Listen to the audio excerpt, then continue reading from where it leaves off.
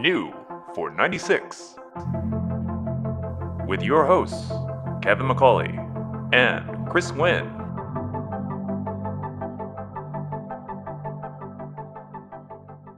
I'm always a little disappointed when a singer, an artist, doesn't look like what I think they look like. That's what this was. Yeah. Do you think people know what we look like based off of our voices? I think Of our voices. I think it all adds up. Yeah, it probably does. Like, have you ever looked up what the NPR hosts look like in real life? Michelle Norris?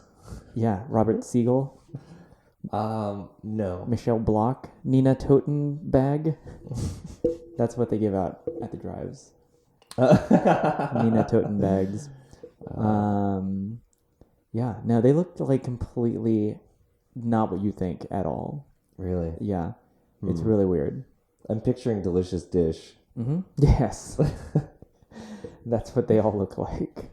I don't know how you can listen to NPR. I can't listen to NPR now. Why? Because they will play like bits of Trump speaking.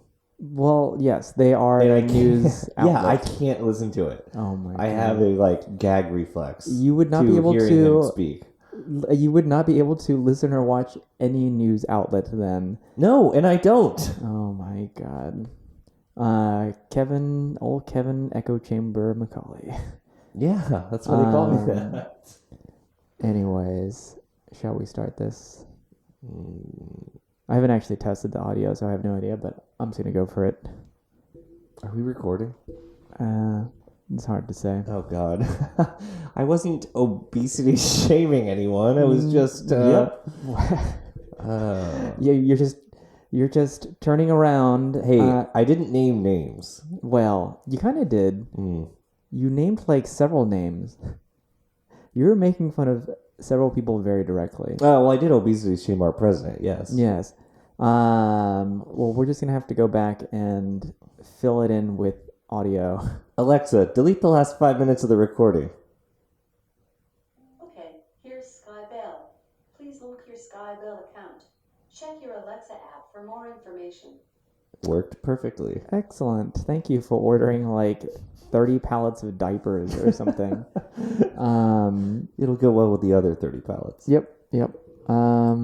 Anyways, so welcome to another episode of New for 96.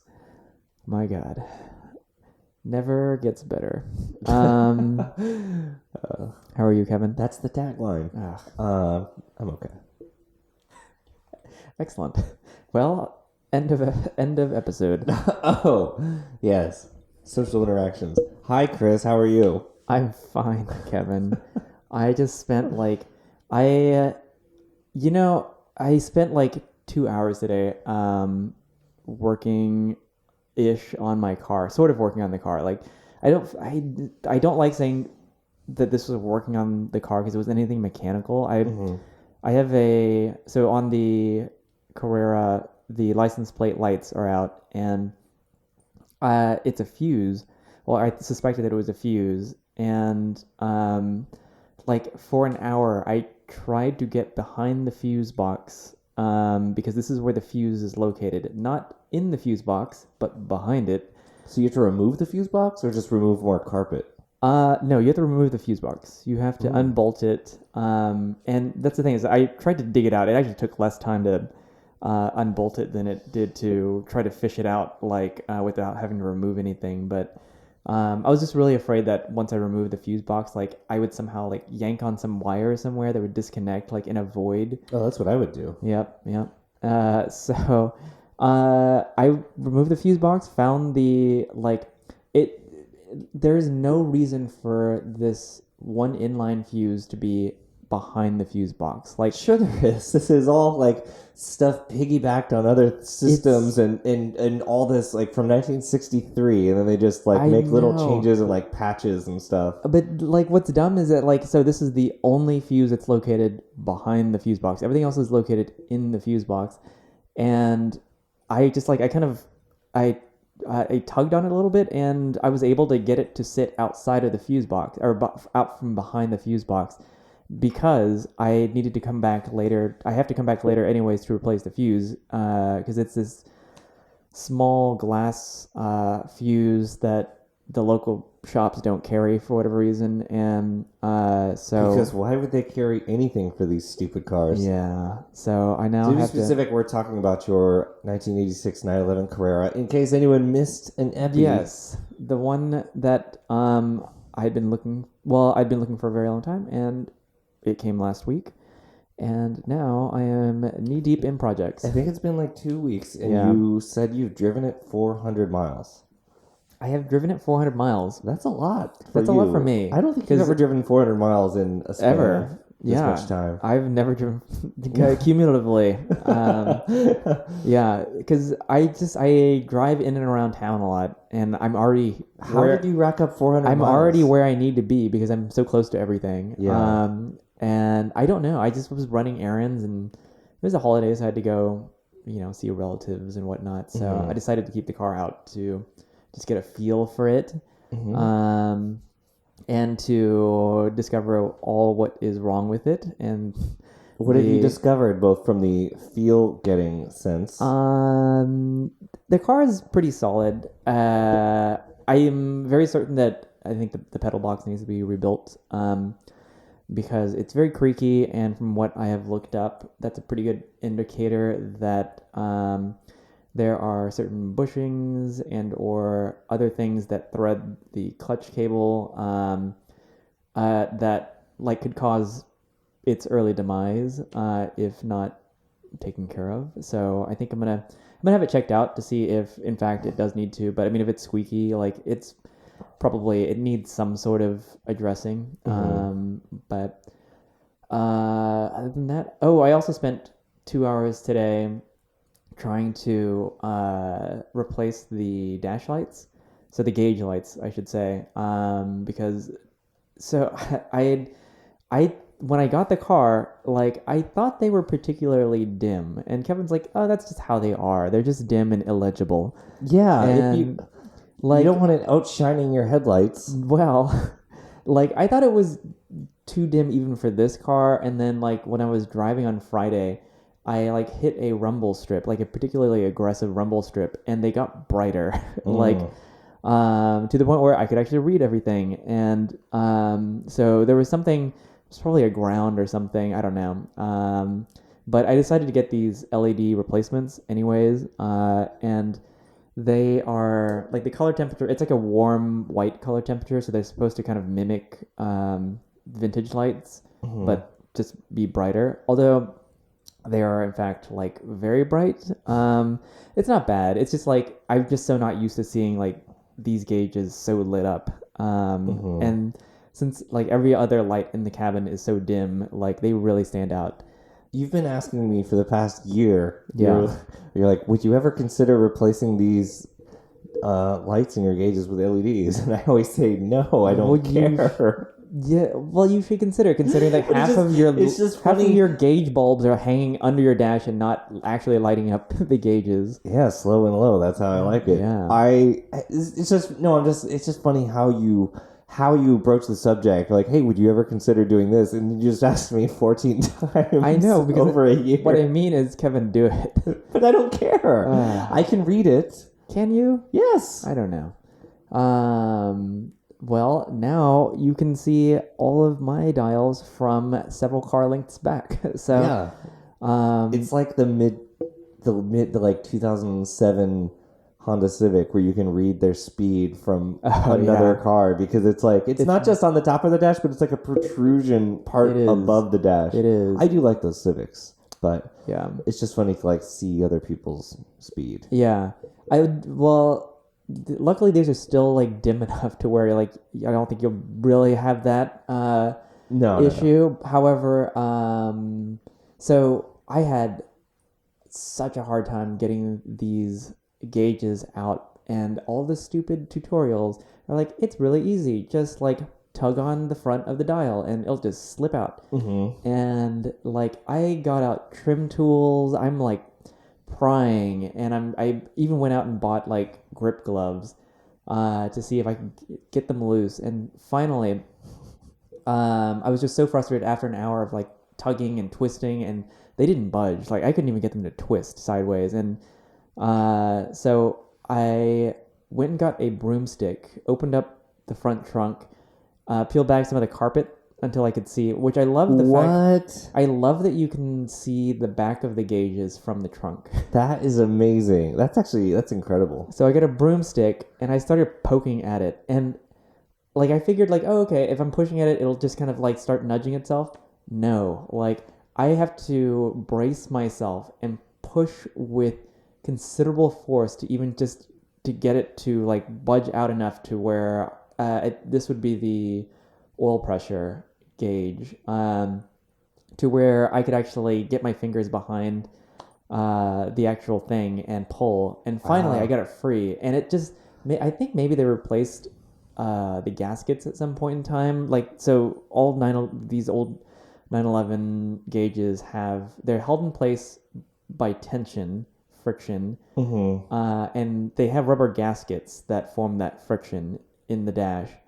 And maybe these are brand new. Well, the dash is new, you said. The dash is new. Well, dash top is new. Oh, the top. Yeah. But, I mean, isn't it all one piece? No.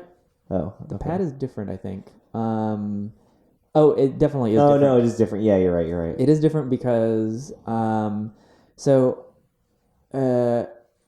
story short, like, even after I got that one cluster out and I reached in to push out the other ones, I had to use so much force to get all the rest of them out. And of course, like, they recommend that you remove the steering wheel in order to get the tack out, and I didn't have the tools to do that because it requires like a 23 millimeter or something like that.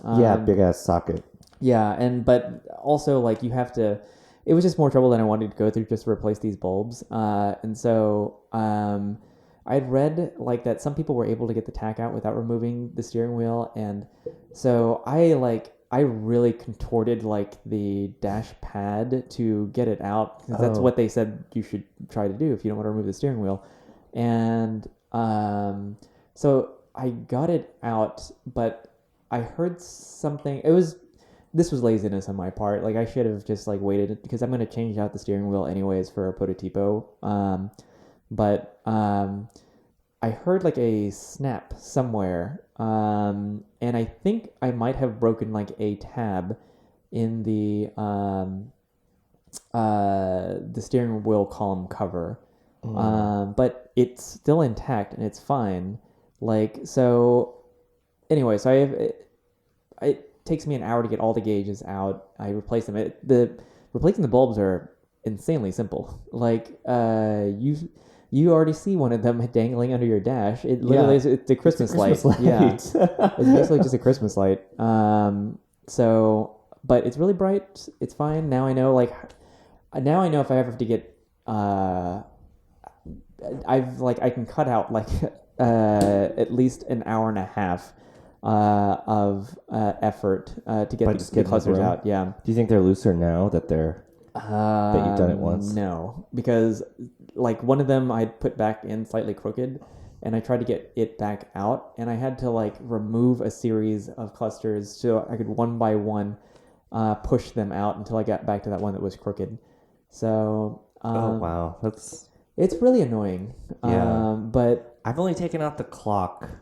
If people don't know, the dials are kind of like aeronautic dials, like you would have in an airplane. Like each one is a self-contained, like glass-faced clock dial, and your tack is one. There's 5. You've seen, the iconic layout. The water-cooled 911s kind of emulate the look, but they kind of are overlapping and behind, one piece of plastic clear. But on the old 911s, it's like 5 dials. Yep.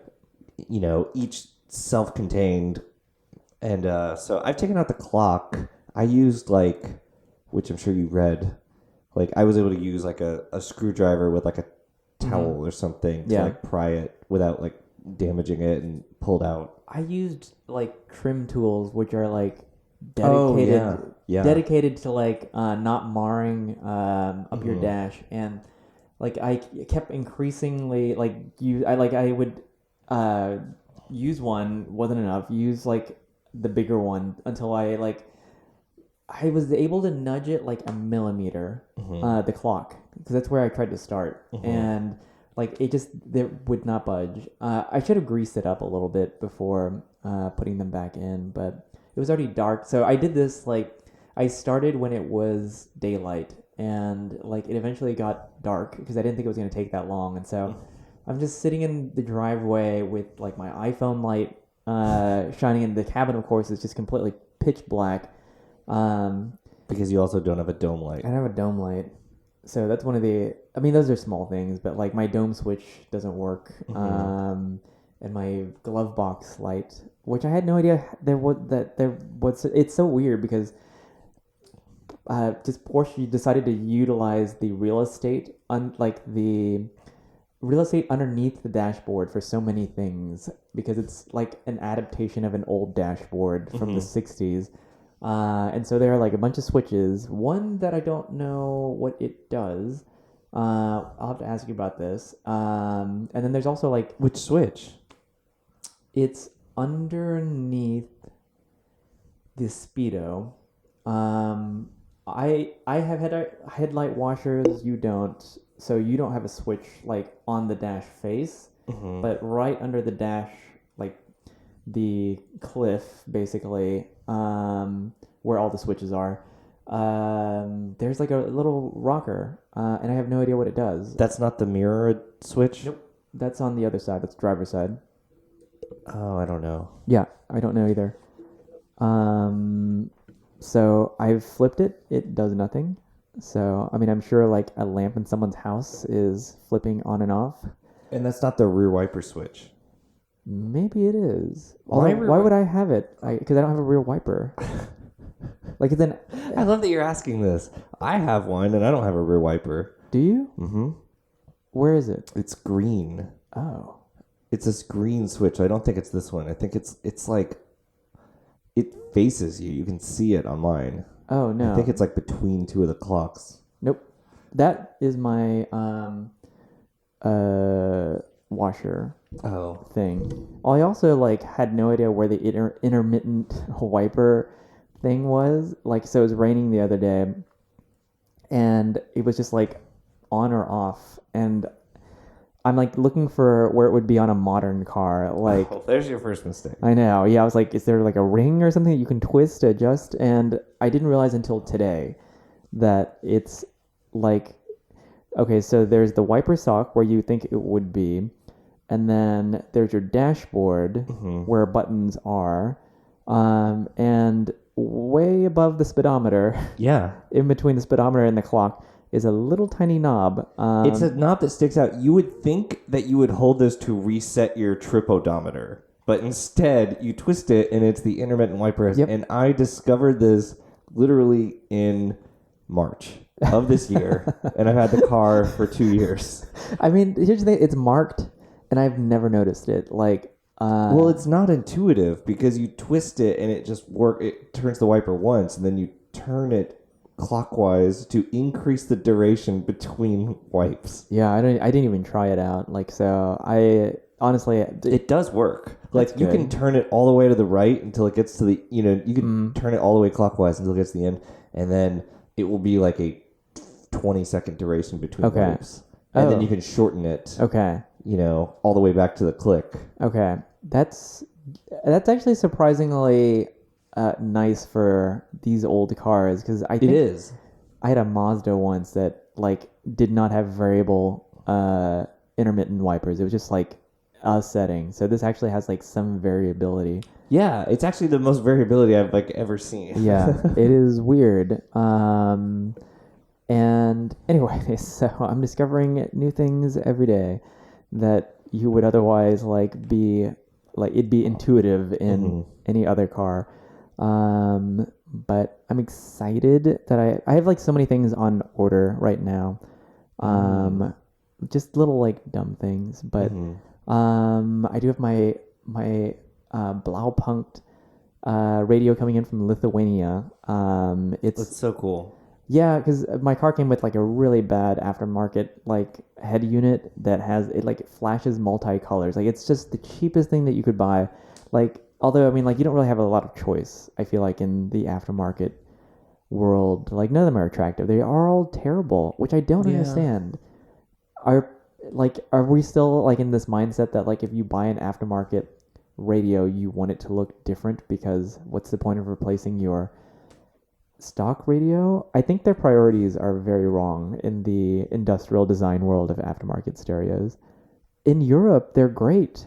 Like I like they have very discreet looking aftermarket radios, but it's in the United States where we need like this flash and dance. Like Yeah. do you remember the OLED ones that would have animations like in had the early one. 2000s?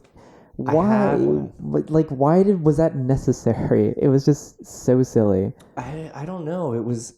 Well, I can tell you personally, for Mm-hmm. me, it was because I was, as a poor college student, and I was like, if I'm gonna buy a radio, like I had a CD player, I had Yeah. a very nice looking Alpine in Yeah. my first car. It was so nice, and it stopped reading CDs, Yeah. which was all I used, Yeah. and so I had to replace it. So I was like, well, I'm gonna get one that has like. If I'm going to buy something I already own, I want it to at least have more capabilities. So I got one that had like MP3 CDs and it had the animations. It was a Pioneer. And I felt like I was getting something better because I didn't really care I don't know. It was just cool. It was a cool gimmick. I didn't really care how it looked in the cabin, I guess. I replaced I had an aftermarket unit in the Mazda and I looked then and this was like I don't even know how long ago it was but I looked for the most discreet thing I could find and there was this Kenwood that had like two knobs and the most basic display. It had Sirius and other features too, so it wasn't like super basic, but it was the most simple looking thing I could find, and I actually wouldn't have minded using that one in this car. But anyways, but any aftermarket stereo looks not right in this car. So it's also really dumb that the prices have gone up for the OEM, like the ones that would have come from the factory. So they would have been Blaupunks as well. I think this one came with a Monterey, Blaupunk Monterey. But they're like between $400 and $800 for what is probably a very subpar Yeah. radio. So there's this eBay dealer in Lithuania who has a bunch of like vintage Blaupunk stereos from that era, and this one isn't model correct it's era correct, but it's not model correct. But the cool thing is they solder in Bluetooth streaming, hands-free, and an aux jack. And it's all contained within the unit, and the unit looks factory. And you're paying a fraction of what you pay. And it's a fraction, yeah. Yeah, that's really cool. I would, if I didn't already have like Yeah. my solution, I would definitely do that. I'm a little nervous because I'm not like too familiar with like aftermarket car audio, but I discovered like an amp underneath the passenger seat the other day, and I'm pretty sure it's not factory. I don't think they had I don't think they had good audio in these cars back in the day. It was just not like a thing. But so I don't know if I'm gonna be able to do this myself or I'm gonna have to take it in. Because I'm sure it does not have the same wiring harness that it came with from the factory. Because I think it would have just been plug and play otherwise. But this is probably spliced to hell and whatever else. Mine came with a Blaupunkt that was also wrong for the car. Yeah. It might have been wrong for the era too. I think it was wrong for the era. Yours would have had. I think you maybe could have gotten a digital radio station display, but your era, because I looked this up for your car, because they have a manual tune version with Bluetooth that you can get, and I talked to you about this, and no one is going to be able to picture this at all, but on the newer stereos after the so basically the Blaupunks that they put in are flush with the dash. like the faceplate is flush with the dash, and that's fine. Like it kind of works in that sense. But the original design, the original stereos that went in were like, so if you look at the climate control, it's like a little bit recessed, like there's a tray, and the radio was also designed like that. So like the buttons and the dial were like recessed into like this kind of tray bezel. So it looked like it was actually designed, versus like adapted like everything else after like 1978, basically. Anyway, yeah, it's not that I didn't want to put like a high priority on the stereo because I don't care that much, but I do want like. Yeah, it's there. It bothered me a little bit that you can't get a radio blank. I would have otherwise been kind of okay with a radio blank and just getting a Bluetooth amp or something, but I'm like a little bothered that like the plastics don't match. Yeah, a little bit. So, yeah. So I'll get this one like in December sometime. Okay. Right around the corner. Right around the corner. Yeah.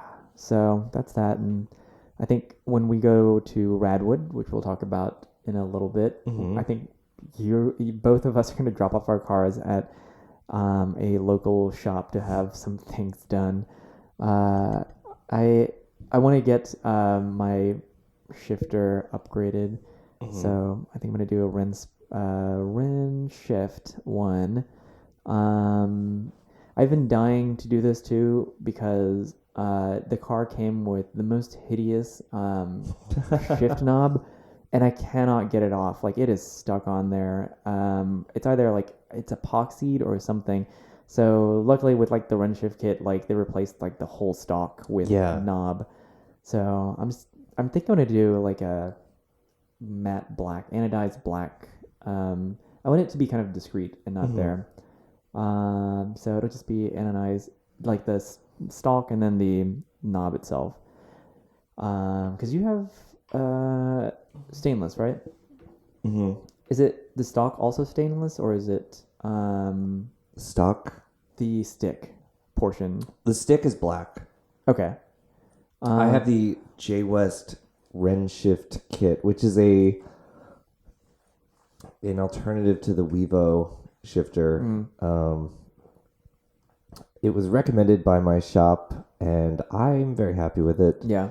And so I have the knob that they produce. Yeah. Because my factory one cracked in 3 days because the shifter became so much stiffer, and I put too much force on the shitty plastic knob, and it cracked. So I have their proprietary knob just because I knew it would install. Like I maybe could have tried other ones, but I do like the weight. Like it is heavier than a balsa wood knob, but I like that it has the weight like in the throw and everything. You know that shitty plastic knob Porsche like now, like I think remakes them, and it's like $98 for that. Oh my god, it's such very garbage. Bad like knob. Yeah, I mean my old shifter, the stick was so floppy. Yeah, that you could, if you used force, like the stick would just bend. It just wasn't rigid, and then when you have like a rigid shifter, it's like that knob, which is, by the way, not screwed in. It's held in with a crush washer. Yeah, it's pressure fit basically, or tension fit with this washer, and you have to use a hammer to get it off. Like just the operation of, if it breaks, it comes off pretty easy. Yeah, like apparently. every third shift. Yep.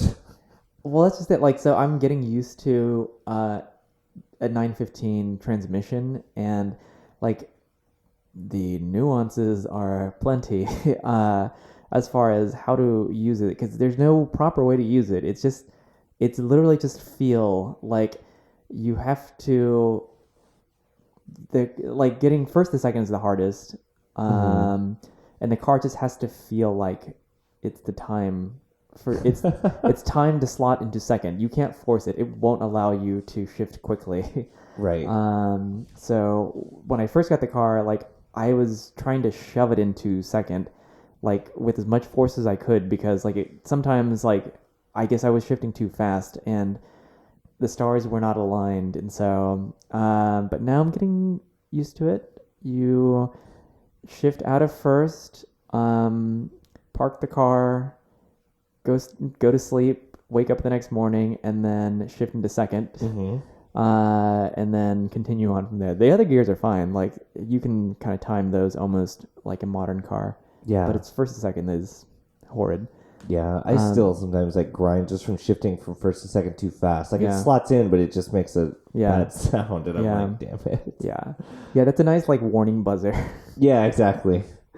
So this has the factory short shift kit, which like the mechanic who did the PPI was like, yeah, it has a short shift kit. Like all that means is you have a lot less leverage to like get it into gear. So It still has no spring lockout for first Nope. and second. nope.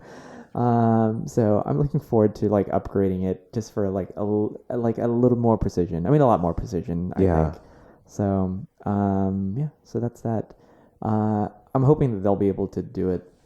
I'm gonna ask them tomorrow, and we leave for Radwood on Friday. Well, you're actually on Tuesday. Thursday. Thursday. I'm going out Thursday. Okay. Yeah. So you're going up on Thursday to shoot something, Shoot some stuff. shoot some stuff. I'm going up on Friday. And we'll be at Radwood, LA, which is at the Peterson this year, which is pretty cool. Yeah, it's exciting. I know they're gonna bring. I mean, like whatever the Peterson has some rad stuff. Yeah. So I think they're gonna try and show the XJ220 Ooh, and the EB110 Yeah, that they yeah. have, that's which cool. is cool. I Yeah, mean, that's really Radwood's cool. not about supercars, but it's like the supercars are cool to like. It's a cool to have. Those are iconic, though. Yeah, those are iconic, and you never get to see those. And those are like No. those are supercars that are just special, and it's like the epitome of the They theme are. of Radwood. I don't know that I've ever seen an EB 110. Yeah, EB 110. I couldn't think of it for a second. I'm pretty sure that's the only one I've ever seen. Really? Okay. Yeah. Maybe I did see it at the Peterson. I don't know if they had it out. They might not have had it out. Yeah. But Blake that, let me sit in it. ooh, lucky. Yeah, I really want to see that. But that's so cool that the Peterson is also going to be participating. Yeah, and the XJ220 was owned by Heinz Harold Frentzen, Formula One driver from the 90s. That's cool. Yeah. What color is it? Is it It's dark blue, just like that Blue. other one that you've seen. okay? Okay, yeah, the one that like floats around Houston and that I've sat in once just randomly. Yeah. Um, And I saw it in Monterey. yeah, yeah. But yeah, I'm really excited for this. I've got my outfit, which you saw downstairs. Yeah, it's gonna be great. I'm stoked too. I'm not. Shouldn't be stoked that I'm not working, but I'm not shooting it for anyone, and we could get to that. But so I'm just excited to just enjoy it and just hang around and yeah, we'll do some cool LA stuff. The last time I was in LA, I was not feeling it. I had a great time. I got to see Jeff. I got to see Derek. I got to see Steven, but I was just like ready to get out of there. Well, this will be a short trip. Yeah. This will be a nice short trip. We always stay for too long, I think. This time we don't have to worry. This is this just the right. Yeah, this is just the right amount of time, just to like enjoy the city, do the thing, enjoy the city for like another day, and then go home. Yeah. So which actually, I mean, I love going to LA for various types of visits. But I never plan things like right. I always think I need like more time, more clothes. I'm gonna pack light this time. I have to pack light because me and Chris are going to be driving the 911T. Oh, don't want to ruin the lightweightness. They didn't shave like the weight off that glass for nothing. Right. It's like 8, 9, 10 pounds lighter. Yeah. I actually like the 911T. I like the idea of it. I know that you're maybe less keen on it. Yeah. But I like it. I think it's a really neat idea. Even if it practically speaking, it gives you probably negligible benefits, but it's an interesting exercise. I'm eager to be convinced. I just don't love these turbocharged flat sixes, and one with that's the a whole garnish. that's of, yeah. but that's a whole other one with the garnish of conversation. lighter weight doesn't seem. It's a I don't know. It's dialing it back a little bit. Like that's this is one step forward where the engines are kind of one step back just in terms of configuration. It's a better engine by all means. Like it will propel the car to speeds much faster and greater than in previous. You just like Kevin every once in a while just like finds himself like whole mouth grazing the microphone. Which And is the stubble really emphasizes the sound. yeah, disgusting to watch. Anyways, yeah. Wait, so will I be there when you have the car? Maybe. As in like a timeline. Maybe. Okay. Because I would not mind just taking a peek at it. Okay. If time permits for you. So Chris and I saw the car. This is Chris Perkins. Chris Perkins. When we returned the 918, we saw like they have like really? their. So this would be this one, same one. Like the company that handles the loans. Okay. They store all these cars, and they had all these things. And Yeah. there was like a. Chris was like, he's like, there was a GT3 touring, but he's like, oh, it's a good. This 911T is a story you want to do. Yeah. You have to resist the temptation of Oh, the touring, man. but That would be cool too. of course, yeah. Have you decided where you might shoot it? Yeah, we're gonna go to Joshua Tree. Oh, okay, cool. Yeah, so we're gonna go. Like, I'm gonna get in Thursday night. We're gonna drive out there like Thursday night, Okay, and then shoot all day Friday. nice. Come back to the city Friday night. Okay, cool. And you are not touring anything this trip. I'll be touring. I'll have a Toro. Yeah, I'm gonna be bumming with you. I It's didn't, fine. Didn't plan. I didn't want to like make a big thing. I kind of wanted to just like get in and get out. Yeah. I kind of did too. Like, we should on totally unrelated. We should go to the Broad. yeah, I love the Broad. Yeah, let's do it. I've never been. It's a really cool museum, and the architecture, like the building Yeah. itself, is just so cool. But Yeah. I don't know if it's the same exhibits. I'm sure it's changed since the last time I was there, but yeah, let's totally do it. The line I remember can be very long, so we can. Okay, it's not a Why must don't we do. plan this offline? Yeah. Um, I'm bringing up my laptop right now. Let's plan it right now. No, what's funny is when we were there. So I was there in October. We had driven back. We stayed at the Standard downtown, and it was when we had the 918 and the Panamera still in my car. Yeah, And Standard is nice. it was nice. Yeah. It's very nice. I thought about staying there for that one day. And then we're actually going to stay there Friday night again because it's like the Hearst preferred hotel. Get the F out, because I thought about booking a room there. Really? For that Friday night that I'm up. Really? Yeah, but I'm staying at the Line instead. Okay. Yeah. Well, so yeah, it was like the Tuesday morning Wednesday morning we were done with our shoot with the cars, and Chris and Andrew were going to go to the airport, and I was going to go do whatever for 2 or 3 days in LA. And but it was like, we were there, so I could have just left my car parked at the hotel and gone to the Broad on Wednesday morning. But they're like, oh, do you want to go and see the other 918 that we have that's at the storage place or at the car fleet place? And I was like, yes, I do. Yes, so I do. we did. So we saw the other 918, which is blue. Yeah. So it was cool. It was fun. It was cool to hang out with them for like one last thing. And that's when we saw the 911T and the touring. And they have like a ZR1 there and a bunch of stuff. Oh, okay. That's actually, I think, the only ZR1 I've seen up close. It's not very good looking. What was it doing there? Or is it? They have all different manufacturer fleet. They don't like to use the term fleet, but it's like they handle vehicle loans for a set number of manufacturers, and they just have a bunch of stuff there. I gotcha. Well. And they also manage Porsche's own 918s and like GT2 RS, which are not necessarily fleet. I mean, I guess they are technically part of this fleet, but they're not like normal loans. What they do mostly is like appearances or stuff like that, like promotional things. Yeah. but they kind of handle cleaning and maintaining the cars. Okay. So you'll be picking it up from there in theory. Yeah, I don't know the details yet. Yeah. Well, let's try to meet up on Friday night if you guys are. Yeah, we'll be getting back. We'll be at the Standard. We can get a drink. Yeah. There. Yeah. Let's coordinate that. Okay. You talk to my people. I'll talk to your people. Which just means we'll text each other. Yeah. Cool. I'm looking forward. So I think this will be a really fun event.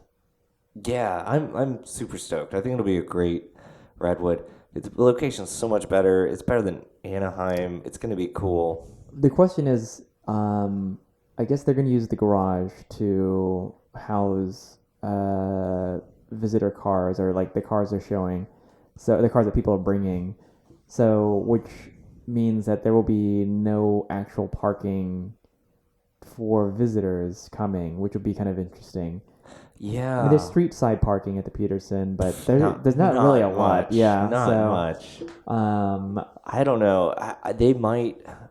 Bradley told me that they. I don't know. I don't want to go too much into it, but he said that they were not able to have as many display cars as they wanted. Yeah. So they might. So maybe it's maybe they have to use half the garage for spectators. That still is not going to be barely anything. So I'm kind of curious. Yeah. We'll be Ubering there, right? Or Lyft. Oh yeah. There's no way we're going to be hunting and pecking for parking. I really wish we've had, because usually when Kevin and I go to LA, we'll each have a car and we will drive separately everywhere because it's fun to drive your own car. Because that's half of the purpose of the trip anyways. And yeah, remember us parallel parking in Venice with two cars. Yep. And just how annoying. I mean, you guided me into a spot that was 4.5 inches larger than that Z4M coupe I was driving. Yep. I remember that. Yeah, so this time it'll be more reasonable because we'll have one car. And also we'll be Ubering to the event. Yeah. So that would be fine. And I'm touring a 981 Boxster, and for no other reason that there was nothing else interesting on. What about that PT Cruiser with the with the manual? That is true. You did show me that, but unfortunately, I've already booked. This car. Yeah. Chris Perkins asked me what we were touring because I said we were going to share something. Yeah. By which I mean I was going to be bumming rides. Yeah. And he was like, and he said, "What is it?" And I said, "Oh, we haven't. Chris hasn't decided because I didn't know." Yeah. And so he sent me the Karma Regera. Oh my God. Karma Regresso. Regresso. That's not what it is. I don't know. Whatever. Regera is that stupid Koenigsegg. Yeah. I don't like Koenigsegg. Anyway, I don't either. There's the the Karma and the PT Cruiser with a manual, which is pretty cool. That is true. I don't think I could live with a PT Cruiser for more than a handful of hours. No. Blake had one already, and he returned it early. It was terrible. It was so boring. That's just it. It was just very mediocre. The irony wears off in a quarter of a mile. I know. Yeah, I know. It wears off as soon as you book it, and there's your spectacle. I was digging up a picture from that trip from 2015 when our friend Jeff and our friend Blake, friend of the show, frequent guest, not frequently aired, when we were there in LA and we had, the three of us, we had a Hellcat, an SC430, and the PT Cruiser. And we had them together once, and it was amazing. That was amazing. We could have, maybe next trip we'll do a Toro challenge thing and just rent something and not tell each other. Because we did that sort of the last time. Did we? Yeah, I think when you rented that R107 and then I rented the 4C. Oh, yeah. Because I don't think I knew what you rented. That was Luft last year, right? Luft gekillt 2017. Yes, 2017. Yeah. Yeah. Because this time we had the Z4 and the 718. Yeah. This this 981 is a non-choice. Like I'm not making a choice with this car. There's just nothing Is interesting. it a PDK? No, it's manual. Oh, that's cool. It's manual. Well, actually, I've never driven a manual 981. I've driven a PDK one. And earlier this year I had that 718, which was manual. So I'm just gonna get the full tour of. There's a Boxster Spider. I saw that. These are really expensive. This was cheap. Yeah, it was expensive. This was cheap. This was That's cool. well under $100, and so that's good. This was the most interesting thing, like under $100. There was at one point a Focus RS, and then when I went to look for it again, it was gone. That would have been kind of cool. But yeah, I wanted, of course, it would have been great to have rented a Radwood thing, but either people have planned well ahead and they're all all the good ones are gone, or super expensive. Yeah. But there was nothing interesting, so I'm kind of disappointed at this batch of LA Toro batch. There isn't anything really interesting to rent. Yeah. So there we go. Basic transport. You get front trunk, I'll get back trunk. Okay, that works out well. Excellent. Don't pack too heavily now. I won't, because I accidentally booked United Economy, and I did not realize that this was a thing now, that they've gone Spirit Airlines on their ticket leveling. So I just chose the cheapest fare on United, and I didn't realize that what that meant was that I cannot have a carry-on. What? I can have a personal item, but I cannot have a carry-on, or I can pay $30, which I probably will. Yeah. Because it's just a hassle otherwise. Oh, and I can't. I'm almost certain that I cannot even send luggage without paying. So it's really stupid. And now I have to pay attention. I guess the next time I book a flight on United, You should just get the Mileage Plus credit card just to use for flights. probably, yeah. Seriously, Because I you only get a have free. I don't know if I'm sure you get a free carry-on because you get a free check bag. Yeah, I might as well, because I only ever fly United. I end up always. Yeah. Yeah. So. When in Rome. Yeah, I couldn't choose my seat. I could choose it on the way up, but I couldn't choose it on the return flight. So, I don't know how that's gonna work. We may be seated separately. I know that'll be really dumb. It's the only reason why we got the same return flight. I'm gonna see if I can't somehow select my seat, but yeah. So that'll be dumb. If you call them, I bet they would let you. Yeah. It wouldn't let me do it online. I had to pay for the trip up. I had to pay $9 to select my seat. Oh, and then you didn't have the option to pay $9 on the way And they back. said sorry, not available for your steerage class ticket. Wow, So, that's pretty bad. Yeah, it's just so convoluted, this process now. Anyways, whatever. Yeah. So, LA. Looking forward to it. Yeah. Well, hopefully we can record some stuff. Yeah, we're hoping to record. Just some snippets of observations and stuff. Well, when we run into people, we'll maybe record a segment. Yeah. Or a few with some people, if we can, if the audio is not bad. It will be. It will be. Maybe we can find a car. Someone will let us sit in the car and record, or something. Yeah. Let's sneak into that EB110 and record in there. Okay. No one will be looking at that. Right. Yeah. Let's see. We're at the 50 mark. So shall we go into literature singular, which is still literature because I did not bring anything. We're in your house. What do you mean bring anything? I could pull out something if you want. Why don't you start with yours? Whatever you bring will probably be pretty terrible. Yeah. Swedish. It'll be bad. Okay. That's really far. You have to get up. Why did you put it all the way over there? Because you were still bringing out the table of stuff when I moved it over there. Why did you put it on top of the tambour of the desk? It's not a surface. It's a cover. It's paper. It's fragile. Oh my god. That's a George Nelson Action Office 1 desk, Kevin. They don't make it anymore. It's from the 1960s. Oh my god.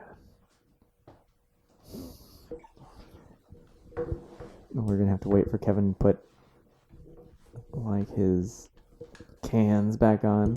You're going to cut this out, right? Mm-hmm. Okay. I have with me a 1995 BMW 5 Series brochure. Ooh. E34, the E34. final year of the E34. And, as you know, there was no 1996 5 Series. Mm-hmm. Again, I feel like this Helvetica, it's so good. It's always so good. It's good. Like these classic BMW brochures, They're as solid. good as the cars were and as bad as the cars are now. Yep. Do they even still use Helvetica now? They probably use their own, I don't some even know. garbage font of their own. Very likely. I realize it's a visual thing, but like this paragraph, the way that it's set is so good and so cool. And then this, how it's just like a perfect hierarchy just through spacing. I agree. And color and there's no marks or numbering or bullets or anything to divide it. It's just they weren't tempted to fully justify the text, which Right. But then at that point maybe it would have been manually typeset. Like I guess they would have had desktop publishing software. Look at that. That's a good photo. it is a good photo. It's a little blown out Where here, I but can like see. it's real. Yeah. This text is a little too close to the edges for my I was about to liking. say I hate the tension Yeah. like there with the photo and the page edge. See, they should have used this size text with Yeah. that amount of margin. I agree. So we're looking at we're looking at spreads, and it's kind of odd that they did the paragraphs styles differently between pages. I guess that's kind of an introductory. Anyway, so we're looking at Yeah. this is an LCI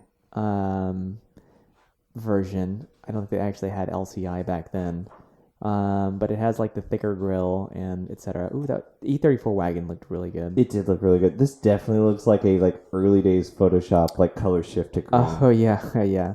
I feel like so when we started this godforsaken podcast, Mhm. I looked up I was looking up something and there was it went from I think the wide kidneys started on the E34 on just the V8 models, and then they moved to all of them after the LCI. Oh yeah. The wide kidneys, which I prefer just because that's what I grew up with. Yeah, I like that too. It balances off It was a different hood. It was a different hood. Like that's a lot of It's a lot of retooling. it's a lot of But- effort for something that no but people noticed. Might I add, they've done that in the past too, with the E90, say for instance, where they had the mustache, so the beans, would go cut into the hood, the hood, except on the pre-LCI, they just applied chrome mustaches. We talked about this. Yeah. We talked about it was a more futurist vision of the kidneys. It was. Because that was what was on the Z9 concept, Yeah. and this was a Chris Bengalian Yeah. attempt, and then they went to a more conventional thing on the LCI. Yeah, but they did what made sense. Honestly, I don't think it worked. At least not on the E90. Where they then they made it. They basically just instead of making the grill two piece that separated with the grill, they just made it one piece, and then they redid the hood, to just be the hood instead of a hood and a grill, half grill. Anyways, continue on with your brochure. I'm just saying I support the Bengal vision because the stuff that came after, not the E90, but in general, has been I agree. not good. Look at this. This red. Ooh. They always have to have a photo showing. Look, they show the Hofmeister kink. They don't call it out, but they show it. They say form and function. Let me see. Oh yeah, look at that. As opposed to on the new 3 Series where they've tried to hide that it has a Hofmeister kink. You got your fog lamp detail. Oh, wow. In this photo, everything is absolutely frozen still, but the wheels are spinning like it's going 50 miles an hour. Was that early Photoshop too? Is it the Yes. same one? Ow, sorry. No. What year is that? I thought it said on the front. It is blank. Oh. Well, this one, it says on the inside cover.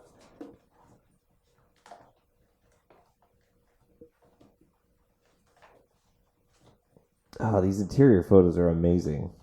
I mean, it looks like there's like 10 different little light sources. And then you got your wagon photo. Was this in your brochure? This photo? I know they reuse photos from year to year, but that was, I think, but I think I also have like a dedicated E34 wagon brochure as well. But that's so cool too that it had dual sunroofs back then. Yeah. Yeah, like look at this interior photo. Like, look how many little little light sources there are. Oh, I know, and that's classic. Like they just did that. They did that across the range, I think. So basically, like you're looking at like an exterior photo of the car, but it has all the doors open, and it's so like glamour shots lit. Yeah. The interior with like there's no light source that exists in this world that would actually like cast that type of light, but there's just something with like these old school brochures that it feels so much better than the best brochures now, where I think it's just maybe too focused. Ooh, there we go. Like I don't know. That looks like a brochure. The new ones don't look like brochures. That's the wrong way to put it. But like I just don't like the new brochures. I don't know what they look like, but they're just like I know that they have pictures like, of new cars which are ugly. Here's the things that like I love that they don't go full bleed crazy with imagery and whatnot, which I feel like is more of a new brochure type thing. It seems so restrained and good. But yeah, this brochure actually was this was the brochure they gave my dad when he was buying the car. The actual one, or oh wow, cool. Yeah, that's amazing that he kept it. He kept it and gave it to me, and I have it. And here it is. So what year is that? 95? 95. Look at that. That's cool. So I walked off a second ago to just fish out a brochure from behind the sofa, and I decided to go with... There are no sofas in this room. Carry on. Fine. What maybe would have been a competitor to the 5 Series at that time. Which Saab is it? It is the Volvo S80. Whoa, okay, this is an E39 competitor. This is like 01s. So I think the S80 would have been late 2000s. So yeah, it would have been E39 competitor, but same class of car.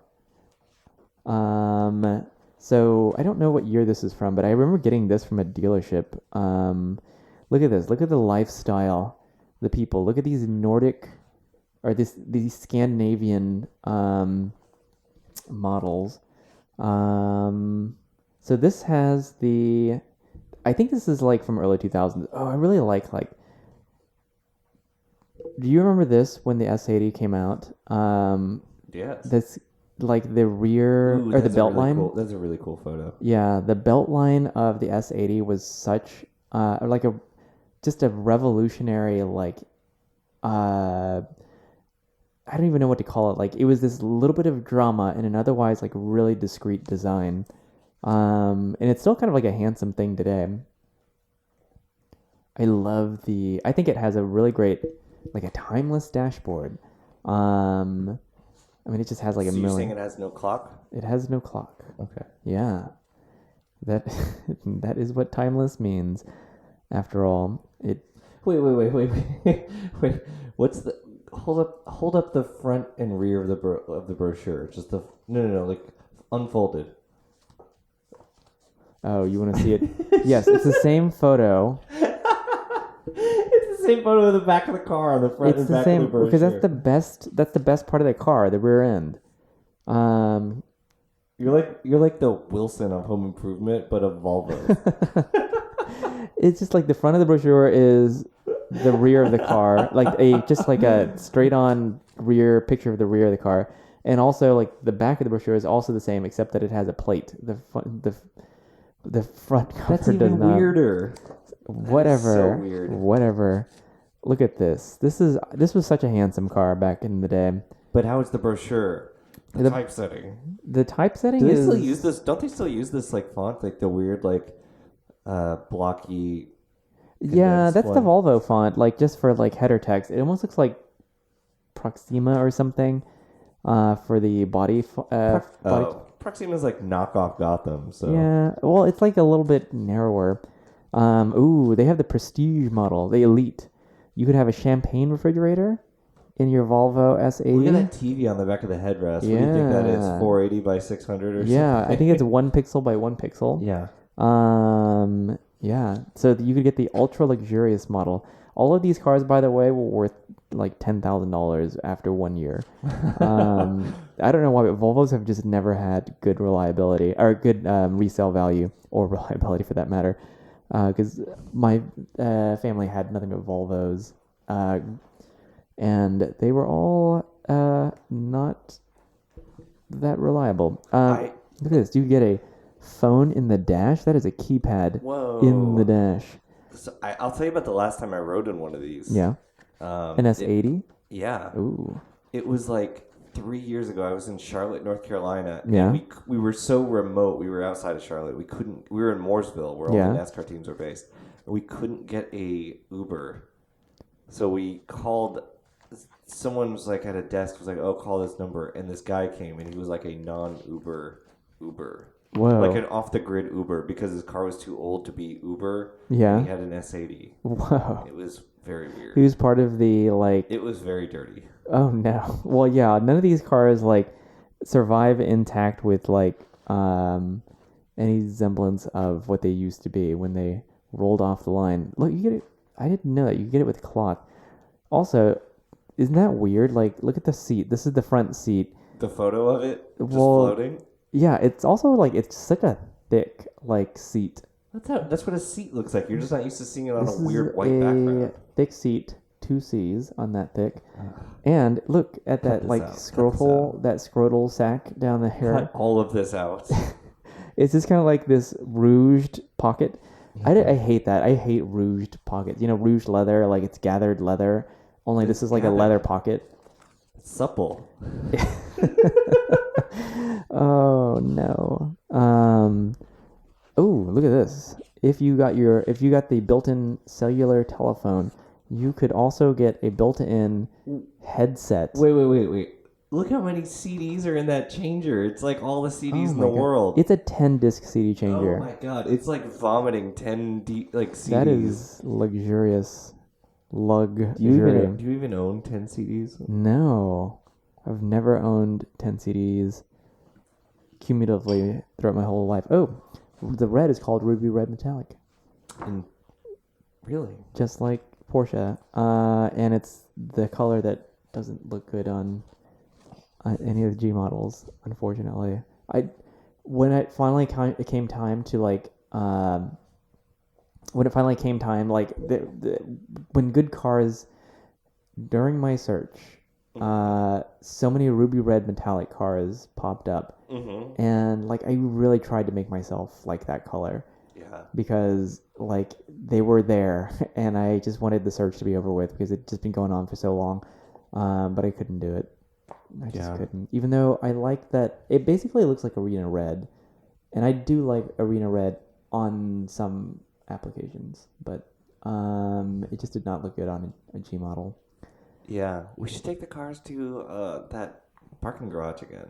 Oh yeah, we should. With the spiralies. Yeah, there's a cool ass spiral garage, like old school spiral garage, and you can get some cool angles going. Yeah. But yeah. Anyways, I think that might be a podcast, seeing how we are coming up on hour 3. At least that's what it always seems like when we end this ordeal. Especially once you cut out the scrotal stuff, it'll bring it down from 4 hours to 3. We're gonna work that into the title somehow. Okay. Well, do you want to take us out? Yeah. Please check out the Instagram, New for 96, where you can see pictures of all of these brochures if we upload them, and look for a new update about Radwood. Yeah. And I hope to see you there, listener. Yeah. If you see us, disproportionately height mismatched pair Yep. of people. I'm Danny DeVito. He's Arnold Schwarzenegger. We'll be dressed as twins. I ruined. Oh my god! I think I That just would be ruined so good. the surprise. That would be so good. That would be horrible. Oh my god. Okay. That's enough. Yeah. Thanks for listening. See you next time. Bye. Bye.